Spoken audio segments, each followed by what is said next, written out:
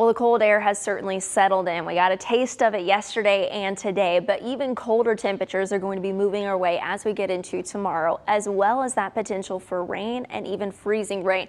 It's all a part of this system that is moving out of Texas right now, moving fairly quickly. That's why we're going to start to tap in on some of that system as we move into early tomorrow morning and even later tonight.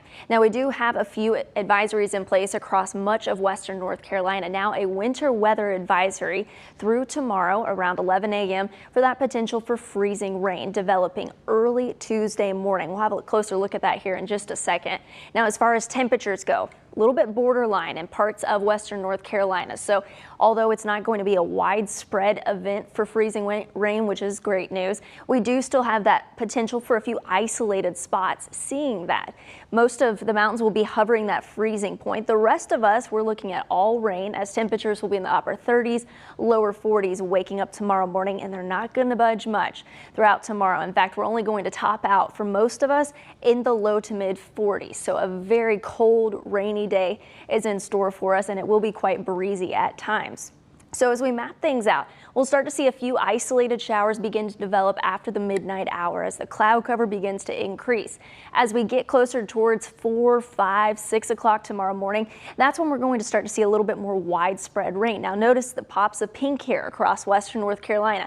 Like I mentioned, it's isolated, not widespread, but those are the areas that could wake up to some icy conditions, especially along those elevated surfaces. So I do expect that to be a concern for a few spots, but fortunately not widespread. As we move throughout the rest of the morning, as we get towards 6, 7, 8 o'clock, any bit of icy conditions that we do see now transitions into all rain. We're looking at periods of some heavy rain throughout the morning and midday time frame. And then as we get towards tomorrow afternoon, still could see a few pockets of heavier rain, but it's going to start to become more scattered by late afternoon into the evening. And then things will gradually dissipate as we get closer towards dinner time frame. So we will add on some much needed rainfall to our area, but it is going to be a very cold, rainy day. Now looking at the ice potential, like I mentioned, it is still very isolated. Although not a lot of ice is possible, any little bit certainly could cause some issues. So although it doesn't look like it's going to be necessarily on roadways, but bridges, that can be a concern. And again, those elevated surfaces. So do be careful if you are traveling early tomorrow morning.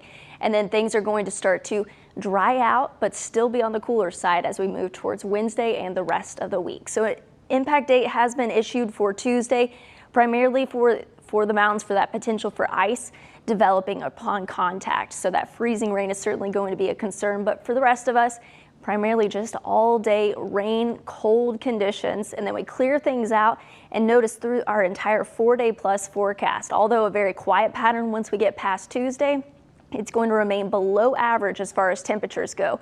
So it's going to be a very chilly week ahead.